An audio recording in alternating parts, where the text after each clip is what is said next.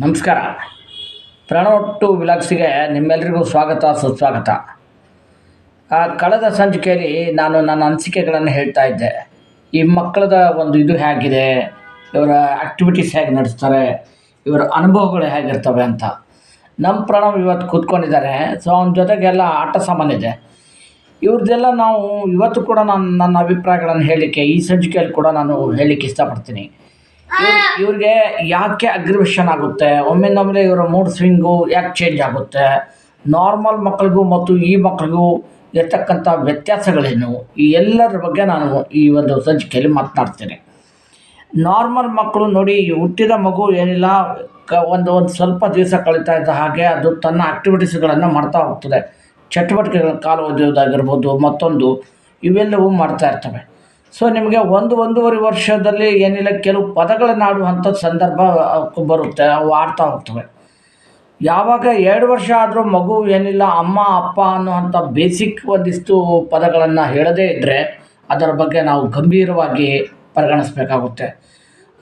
ಸಮಸ್ಯೆ ಇದೆ ಅಂತ ಅನ್ನೋದಕ್ಕಿಂತ ಹೆಚ್ಚಾಗಿ, ಸಮಸ್ಯೆ ಆಗಿದೆ ಅಂತ ಅನ್ನೋದಕ್ಕಿಂತ ಹೆಚ್ಚಾಗಿ ಮುಂಬರುವ ಸಮಸ್ಯೆಗಳ ಬಗ್ಗೆ ನಾವು ಇವಾಗಲೇ ಎಚ್ಚರಿಕೆ ತಗೊಳ್ಳೋದಕ್ಕೆ ಸಾಧ್ಯವಾಗುತ್ತೆ.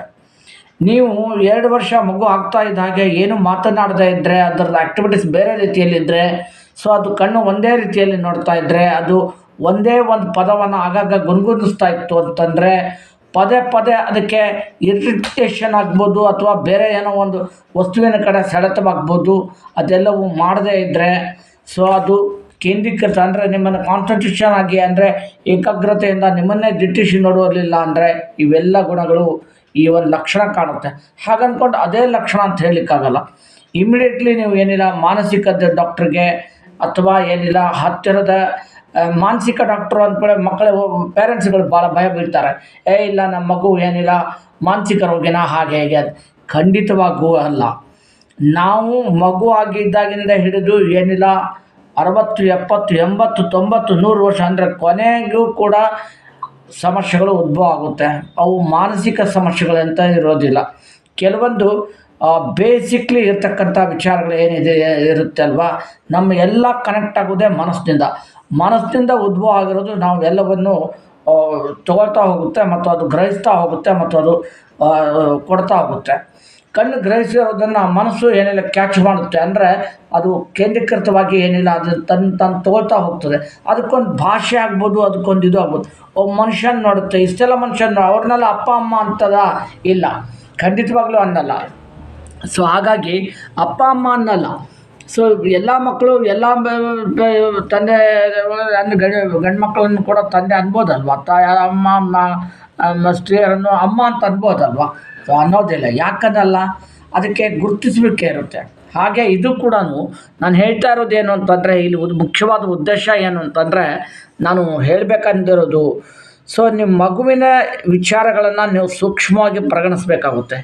ಈ ಪರಿಗಣಿಸ್ತಾ ಇದ್ದ ಹಾಗೆ ನಿಮ್ಮ ಮಗು ಏನು ಮಾಡುತ್ತೆ, ಬೇಸಿಕ್ಲಿ ಏನು ಆಗ್ತಾಯಿದೆ ಅಂತ ಅನ್ನೋದು ನಿಮ್ಗೆ ಗೊತ್ತಾಗುತ್ತೆ.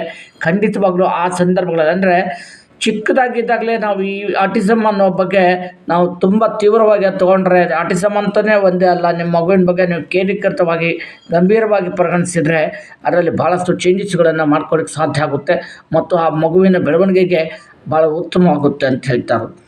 ನೋಡಿ, ಈ ಮಕ್ಕಳಲ್ಲಿ ನಾನು ಗಮನಿಸಿದ ಹಾಗೆ ಸ್ವೀಟ್ಗಳು ಇರ್ಬೋದು, ಬಿಸ್ಕಿಟ್ಗಳಾಗಿರ್ಬೋದು, ಇವೆಲ್ಲ ಭಾಳ ತಿನ್ನೋ ಚಟಗಳು ಭಾಳ ಇರುತ್ತೆ. ಈ ಆಟಿಸಮ್ ಆಗಿರ್ಬೋದು, ADHD ಆಗಿರ್ಬೋದು, ಡೌನ್ ಸಿಂಡ್ರೋಮ್ಸ್ ಆಗಿರ್ಬೋದು, ಇವರಿಗೆಲ್ಲ ಏನಿಲ್ಲ ತಿನ್ನುವ ಚಟಗಳು, ತಿನ್ನುವ ಪದಗಳ ಬಗ್ಗೆ ಮತ್ತು ಪದೇ ಪದೇ ಮಾಡಿರುವ ಕೆಲಸಗಳನ್ನು ಮಾಡುವಂಥದ್ದನ್ನು ಬರ್ತಾ ಇರ್ತವೆ. ಸೊ ಹೀಗಾಗಿ ಇದನ್ನು ನಾವು ಗಂಭೀರವಾಗಿ ಪರಿಗಣಿಸಬೇಕಾಗುತ್ತೆ. ಇವುಗಳನ್ನೆಲ್ಲ ಸ್ವಲ್ಪ ಅವಾಯ್ಡ್ ಮಾಡಬೇಕಾಗುತ್ತೆ. ಆದಷ್ಟು ಸಿರಿಧಾನ್ಯಗಳಾಗಿರ್ಬೋದು ಅಥವಾ ಏನಿಲ್ಲ ಧಾನ್ಯಗಳಲ್ಲೇ ಏನಿಲ್ಲ ವಿಚಾರಗಳು ಏನಂದರೆ ಮೊಳಕೆ ಬರಿಸಿದಂಥ ಕಾಳುಗಳನ್ನು ತಿನ್ನಿಸಿ, ಆಮೇಲೆ ಹೆಚ್ಚು ಪ್ರೋಟೀನ್ ಆಗಿರುವಂಥ ಅಂದರೆ ಫ್ರೂಟ್ಸ್ಗಳನ್ನು, ಹಣ್ಣುಗಳನ್ನು ಜಾಸ್ತಿ ಕೊಡ್ತಾ ಬನ್ನಿ ಅವ್ರಿಗೆ. ಈ ಕುರುಕುಲು ತಿಂಡಿ ಆಗಿರ್ಬೋದು, ಅದು ಏನಿಲ್ಲ ಬೇಕ್ರಿ ಐಟಮ್ಸು ಇಂಥವೆಲ್ಲ ಕೊಡ್ಲಿಕ್ಕೆ ಹೋಗಬೇಡಿ ದಯವಿಟ್ಟು. ನಾನು ಅಬ್ಸರ್ವ್ ಮಾಡಿದ ಹಾಗೆ ಹೇಳ್ತಾ ಇರೋದು, ಚಾಕ್ಲೇಟು, ಪೆಪ್ಪರ್ಮಿಂಟ ದಯವಿಟ್ಟು ನಿಮ್ಮ ಮಕ್ಕಳಿಗೆ ಕೊಡಿಸ್ಬೇಡಿ. ಸೊ ಇದರಿಂದ ಏನಾಗುತ್ತೆ ಅಂದರೆ ಅವಕ್ಕೆಲ್ಲ ಇರಿಟೇಷನ್ ಆಗ್ಲಿಕ್ಕೆ ಚಲೋ ಆಗುತ್ತೆ. ಹಾಗಾಗಿ ಇದೆಲ್ಲ ನಾನು ಹೇಳ್ತಾ ಇರೋದು. ಮುಂದಿನ ಮತ್ತೊಂದು ಸಂಚಿಕೆಯಲ್ಲಿ ನಾನು ಈ ವಿಷಯಗಳ ಬಗ್ಗೆ ಇನ್ನಷ್ಟು ವಿಸ್ತೃತವಾಗಿ ಮಾತನಾಡ್ತೀನಿ ಅಂತ ಹೇಳ್ತಾ ನಮಸ್ಕಾರ. ನಮಸ್ಕಾರ ಪ್ರಣವ್. ಪ್ರಣವ್ ನಮಸ್ತೆ. ನಮಸ್ತೆ ಮಾಡು. ನಮಸ್ತೆ ನಮಸ್ತೆ ನಮಸ್ತೆ. ಪ್ರಣವ್ ಇವತ್ತು ಗಂಭೀರವಾಗಿದ್ದಾನೆ. ಮುಂದಿನ ಸಂಚಿಕೆಯಲ್ಲಿ ನಾನು ಮಾತನಾಡ್ತೀನಿ, ಮತ್ತೊಂದಿಷ್ಟು ಮಾತನಾಡೋಣ. ನಿಮ್ಮ ಸಂದೇಹಗಳೇನಾದರೂ ಇದ್ದರೆ ನನಗೆ ದಯವಿಟ್ಟು ಈ ಒಂದು ಕಮೆಂಟ್ ಮಾಡಿ ಅಂತ ಹೇಳ್ತಾ ನಮಸ್ಕಾರ.